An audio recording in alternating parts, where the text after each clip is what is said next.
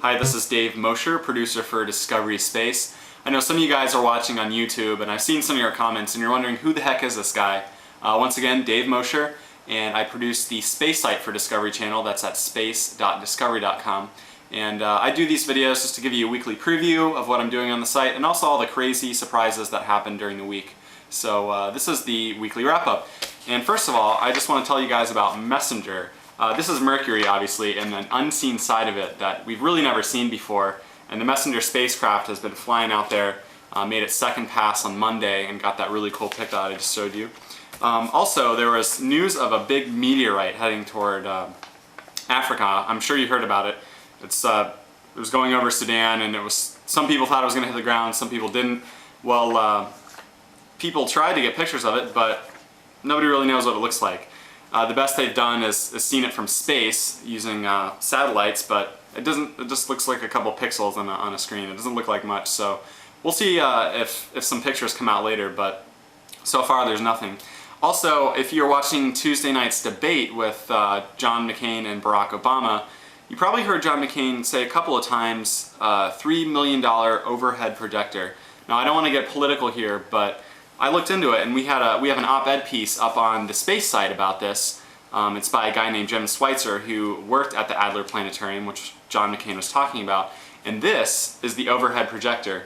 It's a Zeiss Starmaster, and this thing is simply amazing. It can project millions of points of light into a planetarium. You can pull out your binoculars and look up at the ceiling and see, you know, detailed Milky Way stuff and everything. It's absolutely crazy. So I would hardly call that an overhead projector. Anyway, go check out the site. The op-ed is called Overhead Projector. Next, NASA put out some news about liquid mirrors on the moon. This is actually a liquid mirror on Earth. And what you do is you put a bunch of mercury, which is obviously a metal-like liquid, and you spin it around very slowly, and it takes the shape of a lens. And they're thinking, okay, we can do this on the moon and have super huge telescopes where there's no light interference, there's no like radio interference, there's no nothing, and just get the most amazing pictures of the universe. So, you know, I really hope it happens, and it sounds like a cool idea, and in fact they're fractions of a dollar as expensive as mirrors that you make out of glass, so it's pretty cool.